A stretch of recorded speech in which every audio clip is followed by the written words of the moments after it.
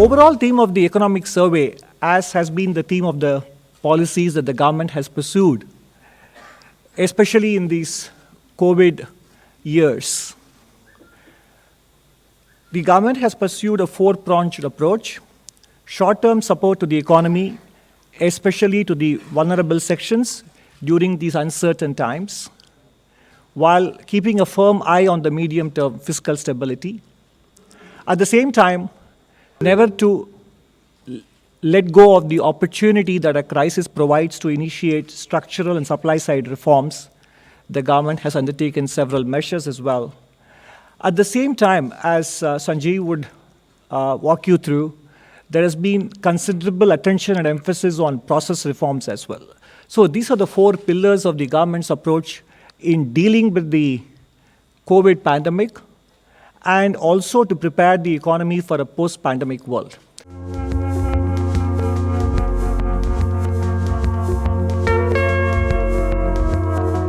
Clear points we make right up front in the survey is that there's been a revival of economic activity to pre-pandemic levels in the year 21-22.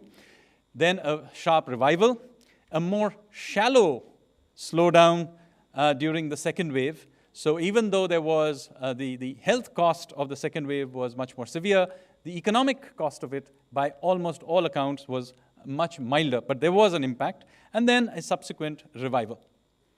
So where does that leave us? Well, as you know from the advanced estimates, the economy this year is estimated to have grown by 9.2% after a contraction of 7.3% in the previous year. We have now grown past the pre-pandemic level. And you will see that the agriculture sector, not surprisingly, this is the sector that was the least affected by lockdowns of various kinds. So this is a sector that grew even in 2021 and then again in 21-22. So in that sense, it is now a little short of 8% above where it was in pre-pandemic phase. Exports have been a major driver of growth, and you can see they are now very significantly above the pre-COVID level. But of course, imports have also been very strong. There has been a very sharp increase in both tax and non-tax revenue collections of the government. And it is not just the case that these collections are high on a year-on-year basis from the pandemic hit numbers of 2021.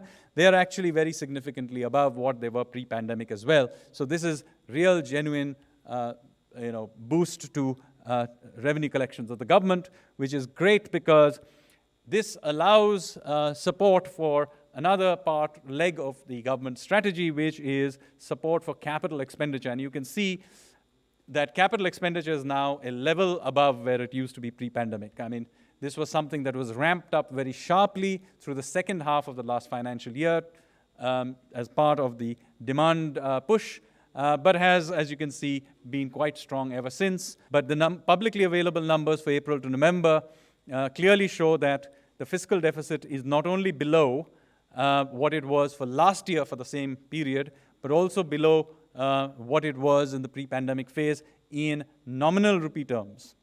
This is also true, by the way, of the primary deficit, which is very substantial. It's half of what it was in the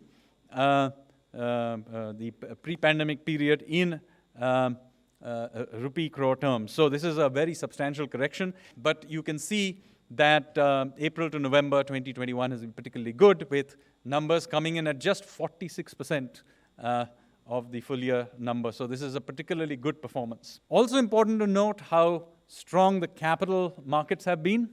And you can see the amount of resource mobilization that has happened through IPOs through this year. In fact, just the April to December number is good enough to reach all-time records. So we have already crossed all-time records in the first 3/4 of the year. So not even taking the last 3 months, we are already in record territory. Now, of course, when people hear about this, they tend to have in their minds that what we are really talking about is all the big corporates or the unicorns that everybody likes talking about these days in the media. But the fact is, what you are witnessing here is a change in risk appetite and animal spirits in the economy, which is very much widespread across the country and at every level, and particularly showing through in this field of startups. There are at least 555 districts in the country with at least one startup. This is quite incredible. And you can see it's scattered across the country. There's obviously the usual suspects, Delhi NCR area. There is Mumbai, Pune area. There's another point that we have made so far. The economy is in a good place to grow strongly into the next year or two. And all the macro stability indicators suggest that there is a fair amount of buffer. So how did we manage to do this? What was unique about our policy strategy? And here I would like to highlight something that we talked about briefly in the last economic survey, which was a barbell strategy. Why? What is this all about? Well, when you're living in an extremely uncertain environment, it is very difficult because there are a lot of unpredictable things happening. So how do you deal with an extremely uncertain, unpredictable environment? Have do you make policy in this environment? And this iterative approach is driven by high-frequency indicators that many of us have been using. They are published, incidentally, the 80 odd of them, and they are published every month in the monthly economic review that the Ministry of Finance publishes. But again, you can see I'll just giving you a very quick overview of what these are. You can see, and you'll see in every one of the case this sharp dip, revival, shallower dip, and then revival. Most of them will show something in those lines. Fuel consumption, GST, railways, freight, and so on. And of course, you also see that even in high contact services as well, the same thing shows up. But obviously, in these areas like air traffic, railway passenger traffic, etc., in these contact-intensive areas, obviously the recovery is still not complete.